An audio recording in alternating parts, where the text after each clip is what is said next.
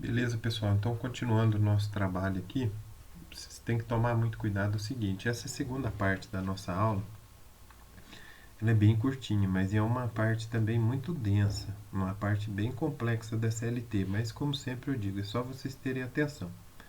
Bom, o que acontece aqui? Quando nós estudamos no segundo período Direito Empresarial, falei para vocês que a empresa ela tem uma vida, não é? Por isso que ela é uma pessoa.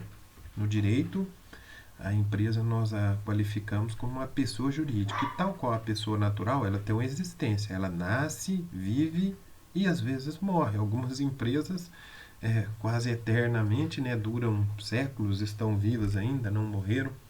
Levando em consideração isso, vocês têm que se recordar também que nós estudamos no direito empresarial que existem alguns fenômenos que podem ocorrer com as empresas. Um desses fenômenos, nós podemos falar, é a fusão.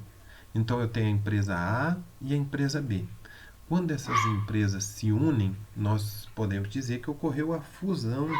Então aquela empresa A, aquela empresa B se fundiram e formaram uma empresa C. Pois bem, e a responsabilidade trabalhista dessas empresas? Se desapareceu a empresa A, desapareceu a empresa B, e agora? De quem é o ônus, de quem é o peso, quem vai pagar os encargos trabalhistas que ficaram, tá joia? Bom, outra coisa também, eu poderia ter o contrário, né, gente? Que é a cisão ou divisão. Imagine que eu tenho uma mega empresa C e eu queira dividir essa empresa em A e B. E aí desapareceu a empresa C. Como é que eu vou construir ali, pensar, planejar a responsabilidade trabalhista dessas empresas? Esse fenômeno empresarial, na seara do direito do trabalho, ela é chamada de sucessão trabalhista. Então marquem bem comigo, hein? Aqui é a sucessão trabalhista. Então nessa aula, nessa parte da aula, segunda parte da nossa aula, nós vamos trabalhar esse conceito, o conceito de sucessão trabalhista. Esse conceito ele tem uma previsão legal também, ou seja, eu consigo achar um artigo da CLT que me explique claramente isso, e é o artigo 10 da CLT que diz que qualquer alteração na estrutura jurídica da empresa, grifa comigo, pessoal, não afetará os direitos adquiridos por seus empregados, ok? Então nós temos que grifar aqui o não e temos que grifar aqui direitos adquiridos. Então os empregados que estavam naquela empresa, eles adquiriram férias, eles adquiriram adicional de periculosidade, adicional do trabalho noturno, adquiriram horas extras, fizeram um banco de horas. Então aqueles trabalhadores eles têm vários direitos. E aí, ocorrendo esse fenômeno, esses trabalhadores vão ser prejudicados, eles vão perder? Veja bem, claro que não. Tanto que o artigo é bem claro, ó, não afetará. Então não vão perder. Então qualquer alteração que for feita não afeta os direitos adquiridos dos empregados. Certo, gente? Pois bem, aí a gente precisa agora, então, como sempre, pensar, então, de quem é a responsabilidade? Bom, a responsabilidade nós chamamos de sócio retirante. Então nós tivemos ali aquela empresa e saiu um sócio daquela empresa, né? Esse sócio retirante ele está no artigo 10A da CLT. Vocês vão grifar aí comigo, presta atenção, faz o nosso mapa conceitual, o nosso mapa mental. O sócio retirante ele responde subsidiariamente, hein? Presta atenção.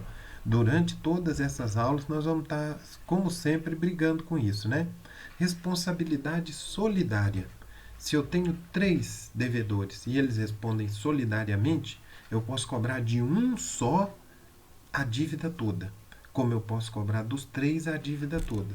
Só que veja, aqui não é uma responsabilidade solidária, aqui é uma responsabilidade subsidiária. E o que quer dizer o subsidiário? Primeiro eu cobro desse, depois eu cobro daquele. Há uma ordem preferencial, uma ordem de preferência. Então o artigo 10A da CLT diz que o sócio retirante responde subsidiariamente pelas obrigações trabalhistas da sociedade, relativa ao tempo que ficou como sócio, hein, gente? Presta atenção. Então ele ficou como sócio 1 ano naquela empresa, ele vai responder por aquele 1 ano. Somente em ações ajuizadas até 2 anos. Grifa aqui que nós temos um prazo. Esse prazo aqui é um prazo que indica claramente um limite temporal. Então eu, Ademilson, fiquei sócio numa empresa durante um ano, saí.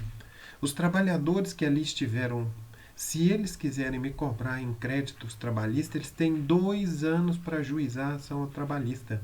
Se passar esses 2 anos, ocorreu a exoneração da responsabilidade. Terceira coisa que eu quero que vocês grifem aí é a ordem de preferência. Bom, se a responsabilidade subsidiária é aquela que tem uma ordem de preferência, eu preciso saber essa ordem de preferência, não é? O artigo 10, a lei deixa bem claro. Primeiro, eu cobro de quem? Da empresa devedora. Segundo, eu cobro de quem? Dos sócios atuais. Terceiro, eu cobro de quem? Dos sócios retirantes. Tá vendo então, pessoal? Então, olha a densidade desses 2 artigos aqui, né? Mas eu creio que vocês entendam bem, ouçam o áudio, qualquer coisa a gente vai esclarecendo também. Bom, agora que mais é importante também a gente destacar. Tem um parágrafo único aqui que ele vai deixar bem claro, de novo, quem sai dessa empresa, nós chamamos ele como? De sócio retirante. Só que aqui presta atenção, o sócio retirante responderá solidariamente com os demais, quando ficar comprovada, grifa para mim, a fraude. Então, se houver uma fraude na alteração societária, e essa fraude ela decorrer uma modificação nos contratos de trabalho, ele vai ser penalizado. Isso eu já expliquei para vocês lá na legislação tributária também. Aquele que age com dolo, com má fé, com fraude, ele é penalizado. A responsabilidade que era subsidiária vira solidária. Agora tem mais 2 artigos na CLT que trabalham a questão da sucessão trabalhista. O artigo 448 da CLT trabalha a mudança na propriedade, grifa a palavrinha propriedade, ou na estrutura jurídica da empresa, grifa a palavrinha estrutura jurídica da empresa, quem não se recorda. Por exemplo, nos tipos societários que nós estudamos no direito societário dentro do direito empresarial. Eu tinha uma limitada, transformei ela numa sociedade anônima. Eu tinha uma comandita simples, transformei numa comandita por ações. Bom, isso é uma alteração da estrutura jurídica da empresa, não é? Aí grifa a palavrinha não. Não afetará os contratos de trabalho. Tá joia, gente? Então, se eu mudo a empresa, imagina eu, Ademilson, como sempre, usado nos exemplos, tenho uma empresa e vendo essa empresa.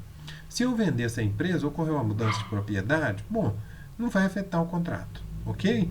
E o 448A da CLT? Leiam comigo. Caracterizada a sucessão empresarial ou de empregadores previstas nos artigos 10 e 448 desta CLT, as obrigações trabalhistas, inclusive as contraídas à época em que os empregados trabalhavam para a empresa sucedida, são de responsabilidade do sucessor.